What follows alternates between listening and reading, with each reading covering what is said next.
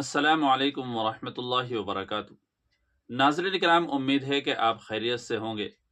جمعیت علماء ہند کے صدر مولانا محمود اسد مدنی نے امریکی صدر ڈونالڈ ٹرمپ کے اس بیان کی سخت مذمت کی ہے جس میں انہوں نے غزہ پر امریکی قبضے اور فلسطینی عوام کی جبری بے دخلی کی تجویز دی ہے۔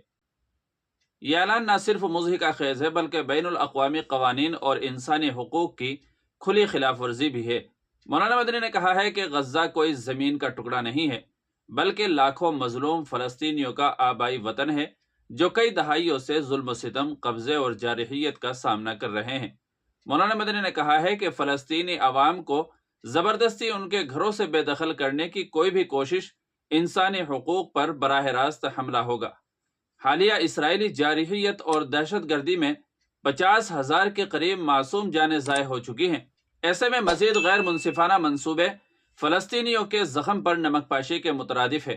یہ انتہائی شرمناک بات ہے کہ امریکی صدر ایک ظالم اور سفاک اسرائیلی حکمراں کے ساتھ وائٹ ہاؤس میں اسٹیج شیئر کر رہے ہیں اور اس کے رنگ میں رنگ کر ایسا ظالمانہ منصوبہ پیش کر رہے ہیں جس پر اگر وہ خود بھی انسانیت کی ضمیر سے غور کریں گے تو شرمندہ ہو جائیں گے۔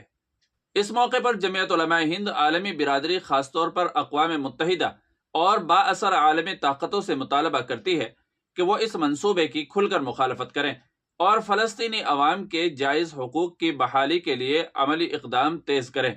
ہندوستان نے ہمیشہ فلسطین کے حق میں اصولی موقف اختیار کیا ہے۔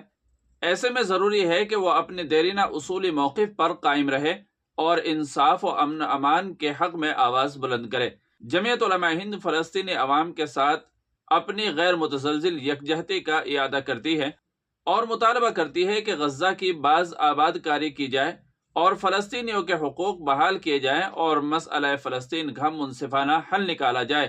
تو ناظرین اکرام، جمعیت علماء ہند کے اس بیان کے بارے میں آپ کی کیا رائے ہے؟ کمنٹ کر کے ضرور بتائیے گا، اور چینل پر پہلی بار آئے ہوں تو سبسکرائب کر لیجیے گا۔ السلام علیکم ورحمۃ اللہ وبرکاتہ۔